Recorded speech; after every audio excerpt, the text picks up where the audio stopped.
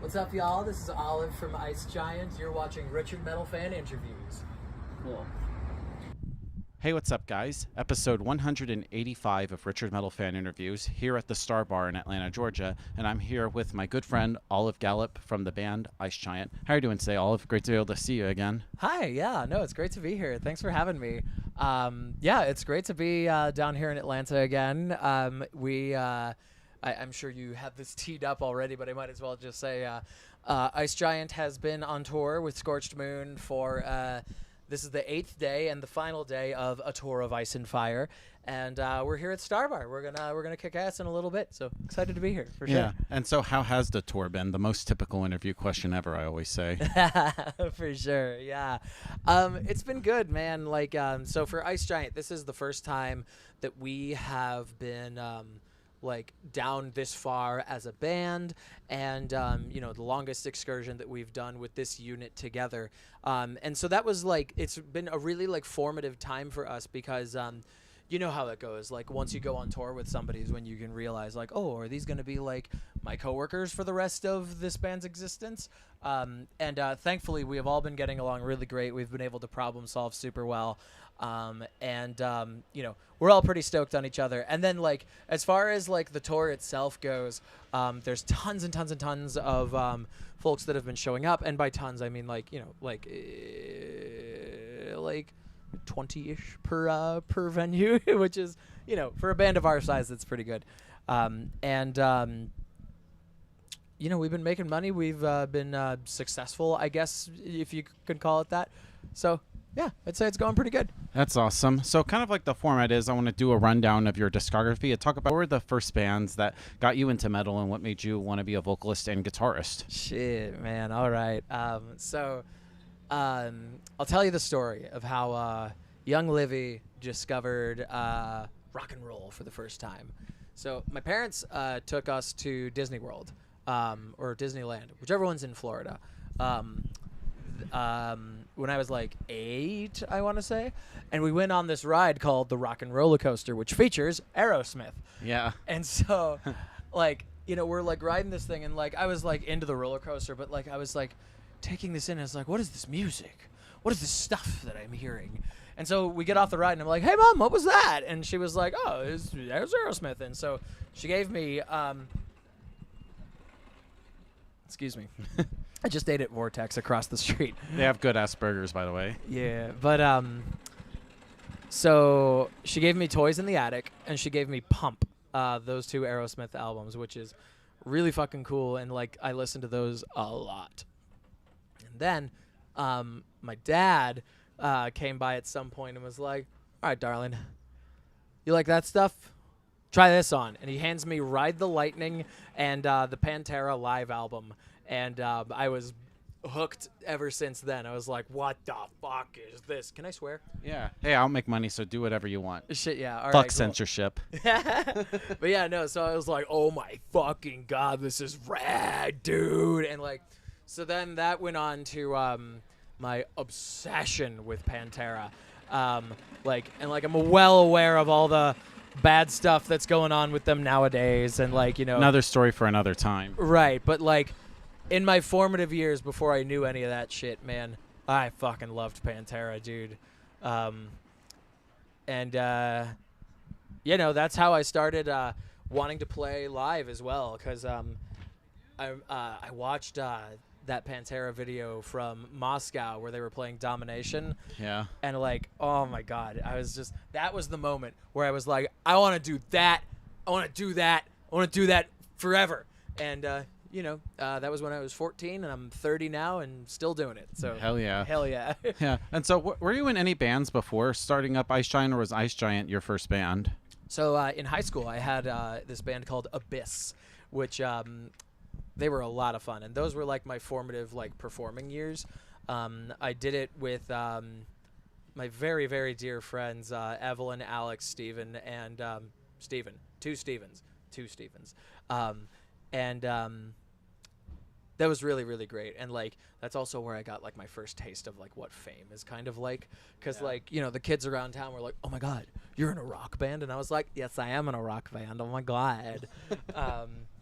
But yeah, so Abyss was really fun. It lasted for about 4 years. Then like we all went off to college and kind of chilled out after that.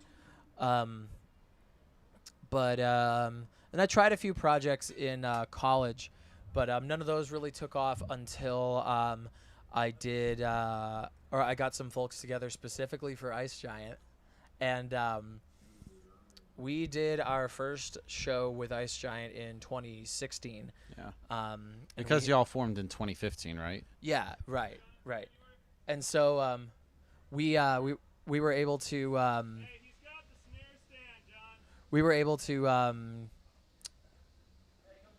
get moving in 2016. And here we are in 2023. Yeah, and so tell me about like your self-titled album in 2017. What was the thought process going into making the debut Ice Giant album? Well, so before I get into that, there's a really funny anecdote about that. Here, just so I'm not paranoid, this is on, right? Yes, you're doing good. Okay, cool, thank you. The entire lineup, and I do mean the entire lineup, is different on the second record versus the first record. Because technically, I'm the only original member from that record. The OG. However, I have transitioned in that time, so the name that's on the first record is not my name anymore. So if you look at the album credits, it's completely different people. And so my friends Tom, Eduardo, and Kyle were the ones who did that first record with me. And honestly, we just wanted to make a fun metal album. Like, I hadn't done it before, and Eduardo had access to our recording studio at the school that we both went to, and so we were like, "Fuck it, let's go, let's give it a shot." You know, it kind of sounds like we recorded it in our basement because we did. Has that raw sound? Yeah. To be honest, it's not my favorite, but like it still holds a special place in our hearts because like it's the first attempt, and like nobody's first attempt is ever graceful. So like it's really cool to be able to look back at that record and be like, okay, like this is where we started. So you know, like there wasn't a lot of premeditation besides like the writing of the songs and all that kind of stuff. But beyond that, you know, we just wanted to write some fun tunes, get out and play music, do some live shows. You know, just kind of do our thing. So, hell yeah. And so what was the whole record cycle like in terms of like the shows and stuff? Well, we were ravenous for shows back then, man. Like, and we never went too far out of New England, because that's where we're from. Yeah, did you play locally around Massachusetts? Massachusetts, New Hampshire. We'd go down to Connecticut, Rhode Island, and up to actually, we haven't even played in Maine yet. Huh, that's weird. But yeah, no, all around the New England area. Oh, Vermont too. We've done a bunch of Vermont shows. But yeah, no, that was really cool. And like because of our proximity to home, we were just like going. Like we played so freaking much, which was sick.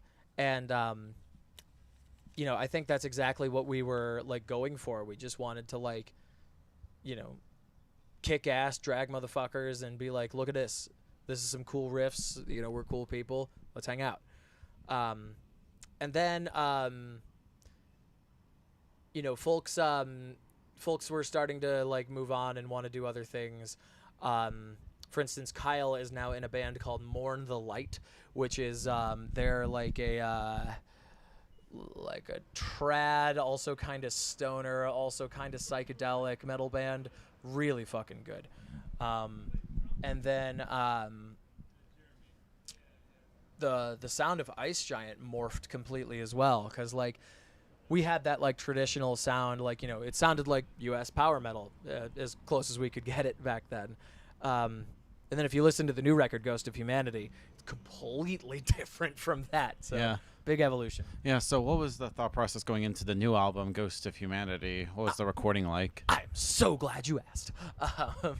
So the first thing is that there is a political message in Ghost of Humanity where, you know, we are observing that folks are paying not a lot of attention to how we are depleting the earth of its resources, and there's tons of just like like careless capitalism that's happening, which is causing the environmental problems to be even worse. So the record itself spreads a message that is radically anti-capitalist, pro-environment, and basically being like, hey, look, if we don't change our behavior, like the planet will die. Because the basic plot of the story is that we escape Earth after all of its resources are depleted. Excuse me.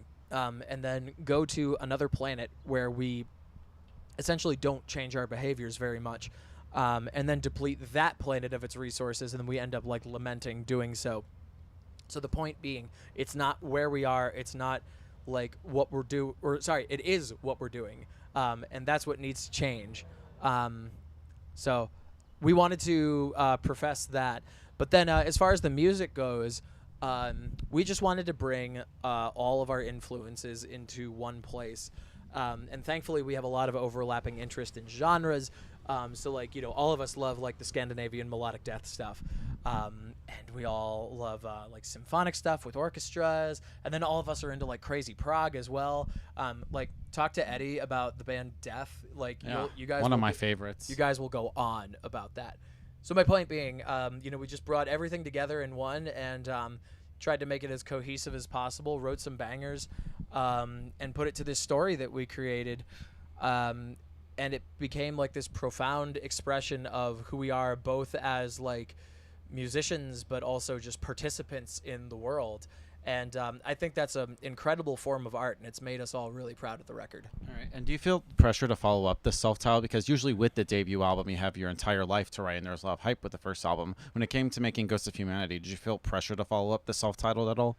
We were really excited to release Ghost of Humanity, almost like in lieu of the self-title, because like, you know, like I said, like the lineup is completely different, the sound is completely different, and like, you know, that part of our career is kind of just behind us now, and that's okay. You know, bands should grow and move on and do all that stuff. And so we just think that Ghost of Humanity is just such a better representation of who we are now, and so releasing it was just like such a milestone for us. And like personally, I feel like this is the band that I have always wanted, this fucking kick-ass band that sounds like this. So pressure, no, I wouldn't say that, but excitement and motivated to release Ghost of Humanity, absolutely, for sure. Yeah, and this is of course the first album with a new lineup with Danny, Alex, and Eddie. Eddie, how did they end up joining the band? So Eddie I've known forever. So back when Ice Giant was a baby band, he used to play for this group called Vivisepulture. And Ice Giant and Vivisepulture, God, we'd play together so much. And so like both bands were like super tight with each other. We'd like hang out. A lot of us lived in the same town anyway, so like it was just super sick. Vivisepulture split up, and that was that was the end of them. But I had asked Eddie to join Ice Giant beforehand anyway, because our old guitarist Tom had quit to go on to do other stuff. And so Eddie joining up, he joined at like the end of 2017, like December 2017. And having him in the band has been great, because he has a drive unlike any I've ever seen in my life. Like, this motherfucker lives in Prince Frederick, Maryland. So he will drive all the way up to Boston just to play a gig with us, and like to hang out and like do all that stuff too. That's commitment right there. It really is, yeah, for sure. And like, you know, he's really good at making sure that like we are like, you know, checking all our boxes, like dot our I's, cross our T's, all that kind of biz. And he's just like super funny and kind and all that shit. And he's the one that brings like a lot of the like prog death influences to the music too. So like I said, the band Death, absolutely. And fucking like Revocation, like he loves that band. Yeah, one of my favorites. Yeah, right. So yeah, having Eddie has been a godsend, and like it's just been absolutely radical having him in the band for sure. The next one to join was Dan, and that was 2 years ago now. 21. Yeah, right. And so he joined because we had been lacking a bass player for a while. We hadn't been able to find one after Eduardo was no longer in the band. And even over the pandemic, we like weren't able to get anybody consistent, which is why Pete Durena from Seven Spires is playing bass on the album and not Dan. Oh, really? Yeah. Yeah, I've actually had him on a few months ago. Cool. Yeah, he's a great guy. But yeah, no. So having Dan in there, basically like we came back from the pandemic, and he started playing with us like at our first shows back from the pandemic, which was rad. He just loves to play, so like he'll go and like work for bands and like play fill-in gigs, and that's initially what he was gonna do with us, but I decided to show him the album because we had it recorded all at that point. So I was like, hey, yeah, like this is what we're trying to do. And so apparently this is what he told me. Upon listening to Grand Evil's Machine, the first song on Ghost of Humanity, he was like, oh, this band is good. And so, he grew an interest in us, and, we've become friends, and he's become such an integral part of the business as well, because he does a lot of the booking and behind the scenes stuff with all the record keeping and just things like that. So he's really awesome. Dan is super, super cool. And then Alex joined I think about a year after that, I want to say, maybe even just like a couple months after that. And he's incredible as well. Like he's just a totally humble and helpful guy. Here to like do anything that we have set our minds to. Like he's such a goal oriented kind of dude, and the most insane drummer I've ever heard in my fucking life. Like this dude is a monster. Wow. Like he and like he's just like yeah, I guess I play drums pretty good. I'm like, dude, like you're fucking sick. Like come on, dude, give yourself some more credit.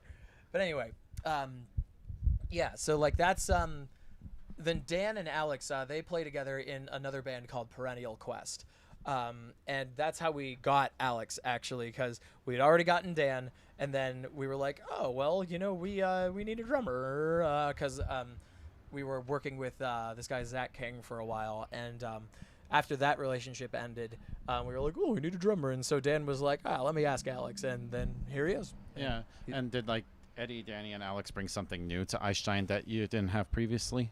Oh, 1,000%, yeah. I mean, that's kind of what I was talking about in describing each of them with your last question. Like, just they all bring such like unique flavors in terms of the music, and then they all have their strengths with just like managing the band and stuff. It's a really great team we've got right now, I'd say. Yeah, and being as because there is a 6-year gap between the self-titled and Ghost of Humanity. So, what was the reason for like the 6-year gap? So the lineup changes, like I said, the pandemic certainly did not help my transition too, because like, for the viewers out there, if you are trans and taking hormones, you are changing your entire endocrine system, which changes everything from how your body is shaped to how you think and react to the world. And in some cases, it changes your voice and just how you feel as a person. So it's a lot. Hashtag the more you know. So, just like wrapping my mind around like my like changing everything was crazy. Yeah. Then I think that's that's like about what I want to say there, because like it was just so many factors at once. And just like, really like because of the lineup changing, like we were like, okay, like what songs do we want to use? Like, what do we want to write for this? Can we still use this? Do you still want to do this? And like, I'm really glad that we ended up doing what we did with it, because it sounds great. And as long as the lineup stays consistent, which I believe it will, then the next one's going to be even better, because we have this unit together now that's going to just fucking kill it. Yeah, pretty much everybody on the same page, everything. 100%, yeah. And that's like, again, full circle. That's like, being on tour, like that's like kind of what this was for, like to be like, okay, how well can we work together under pressure with frustration and all that stuff? So, Yeah. And of course, Ghost of Humanity is a concept album. So what inspired the concept? Oh boy. Well, I'm a big old lefty. I fucking hate what capitalism has done to my country. I am watching my environment get incinerated before my eyes, and everybody in power who could do something about it is simply not doing so. Fucking right-wingers and Republicans are calling climate change a hoax, which is just infuriating. And I just feel a profound need to say something about it. Because I just am really fucking tired of folks, duping the public, taking our resources and money, keeping us poor and stupid, just so they can have some power and it's entirely selfish and evil the way that these folks are acting. And so we decided to combine that notion with our love for storytelling, and all of us are Star Trek nerds, so we had to put it in space, of course. Yeah, live long and prosper. Yeah. That's the only Star Wars thing I know. No, Star Trek. I get them mixed up. Good thing you caught that. Please don't hurt me, Star Wars fans. Or Star Trek fans. Don't at me. But so that's how we got the concept started, and the rest kind of just wrote itself. The album is about the rich and wealthy elite with all the resources escaping Earth to leave their fellow humans to just get incinerated. Meanwhile, they go to another planet and just do it all again. And it's such a fruitless and despair-filled album, and it doesn't even have a happy ending. When we get to the end, it's them lamenting that they did it all again, except for the very last lyric. You'll notice that Eddie and I sing together. We go, "But we choose if we're lost forever." And that's kind of our little bit of grace given to be there's still time. Got to turn it around now, but there's still time. So we really, really wanted to say all of that, and put it to a metal record. It's what we do. Yeah, is there pretty sure there's also a lot of research in hand when it comes to addressing these concepts. Yeah, for sure. And we we're we're all just very conscious of the news and just what what politicians are trying to do in this country. And particularly for me, there's laws being passed that are trying to make me as a person illegal, which really fucking sucks. Yeah. And so we just have to pay attention to these things, and the more we do, the more we're just well, these motherfuckers are fucking fascists, so let's say something about it, Yeah. And of course, listening to y'all's music, you always have the hints of the power metal and symphonic metal, even melodic death metal. So I know you kind of touched upon it. I'm pretty sure everybody in the band sort of brings sort of a different influence into Ice Giant. For sure, yeah. If I could name everybody's favorite bands, and you can kind of get an idea of how the how the combos start to work. If I brought I don't know, Dark Tranquility vibes, then Dan's bringing Alkaloid vibes, Eddie's bringing Death vibes, and then Alex is bringing sometimes Cradle of Filth and sometimes Dream Theater vibes, and it's all different, and there's way more than what I just said anyway, but it's very cool. I like the combos we got. Awesome. And I got two more questions for you. Yeah. For you, coming from Massachusetts, because Massachusetts is definitely a big, diverse metal scene. Coming the home, I guess, with metalcore bands like Killswitch Engage, All That Remains, and Shadows Fall, but even other bands like Revocation and Seventh Spire. So, what was the scene in Massachusetts? Do you feel a part of that, or did you want to get outside of your state and play in front of different states and audiences and stuff? Well, so it's both, because we are definitely a part of our scene back home, and that was evidenced by our CD release show a week ago. What's today? Friday? Yeah, Friday the 15th. Okay. Yeah, then a week ago we had our CD release party, and all the buddies came out, man, and the bands that we picked for that show were My Missing Half and Epicenter, along with the touring package. And those two bands were, they've been with us forever. I've known those motherfuckers for, 15 years, I want to say, at this point. And, they're just such a blast. And then, people showed up for all of us. And, Scorched Moon got a ton of love, like, which is amazing because it was their first time up in Boston. ATL boys in the house. Boy! and so, and like, I can't go to any rock and roll related event in New England without knowing somebody. And like, I'm not trying to like sound cocky or anything, but like, I feel very well loved in Boston, and like I'm very grateful for the community that we have, and like the fact that they really like us, like I still have to like remind myself sometimes. I'm like, oh shit, like I'm in like a cool band, I guess. Fuck. But yeah, no, like we're really grateful for it all, and like it's just amazing to have the folks that we do up near where we are. But then at the same time, we like that was like a big part of the point of doing a tour of Ice and Fire, for Scorched Moon to get to the Northeast and do that coast, and then for us to go from the Northeast and do everything south of it. And the turnout has been awesome. Like, people have been really attending our shows, buying merch and doing all that shit, so it's been really cool. Awesome. And then the final question I want to ask you is talking about like your gear, because I noticed you play like Dimebag Washburn guitars. I'm just curious what kind of like your guitar rig and like and all that good stuff. Hell yeah. So it's a Dean. It's not a Washburn, but that guitar has a story, man. So I play a 7-string Dean Razorback, which is like, you don't find those very well, or very often, I should say.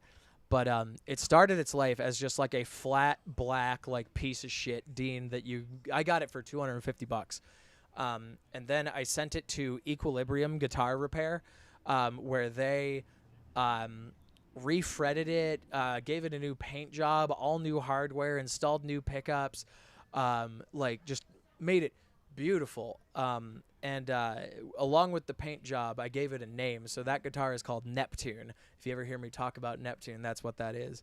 But I love that guitar. It's my favorite guitar. I'm going to be using it tonight. But the owner of Equilibrium Guitars passed away in a freak accident recently. Oh, shit. Yeah. He and like our whole scene was like shocked, because like it couldn't have happened to a nicer and kinder guy. Like Dave Cohen is just like, he was the best of us, and like it's such a shame that he's gone. And so now having Neptune, like I have this entirely custom Razorback built for me by that guy, and I'll never stop playing it at this point, because like it comes from like the spirit of it comes from one, my childhood where I was in love with Pantera. And like all the Dimebag shit, and then like my current life where it was worked on with such love from like one of the best folks I know. So Neptune is like my guitar through and through, and I will never stop using that thing. And then my amp, I have a Randall Satan, the Ola England signature. Yeah. And that thing is a monster. I love playing that thing. And then my drive pedal is the Hyper Anal Hyperdrive. How